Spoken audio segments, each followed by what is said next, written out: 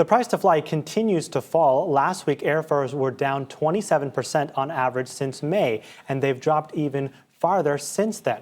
Our Anne Makovec caught up with CBS News senior travel advisor Peter Greenberg. He's in Las Vegas, a place that has seen huge numbers of visitors. It's a hot day in Las Vegas, and I should tell you they're operating at about 98% capacity. It's no surprise that the airport now is listed as the 10th busiest in the world. Who knew? But it's true. So how was your fare to get there? It was better. You mentioned the 27% figure from last week, which was down from May. It's down another 10% this week. It'll go down another 10% next week, so a drop of 47% over a period of a month as we get into the fourth quarter. And this will be across the board on both domestic and international tickets. Yeah, so let's start with domestic. Airlines still cutting a lot of routes domestically, from what I understand, especially in some of the small markets. How does that affect things?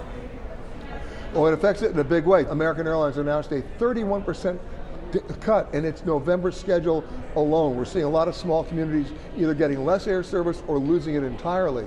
But what are the airlines doing? They're doubling and tripling down on long-haul international routes. American flying from New York to Doha and from Seattle to Bangalore.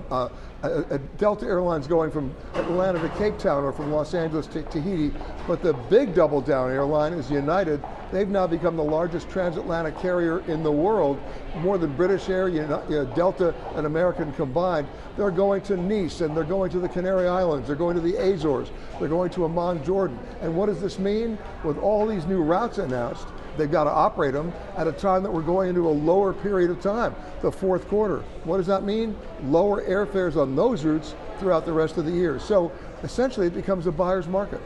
Now, we know the exchange rate for the dollar has been pretty much in travelers' favor. How is that playing into all of this? The US dollar exchange rate is huge right now. It's on a par with the euro for the first time in about 5 years, and it's stronger enough against foreign currencies for the first time in about 20 years. So we're not talking about, great exchange rates in terms of airfares or hotel rates that can be adjusted.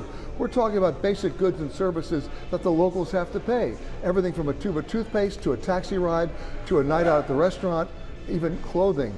That's where you're going to see bargains, and they'll stay with us probably through the end of this year. Okay, I'm really getting the vibe from you, Peter, that I need to plan a trip to Europe.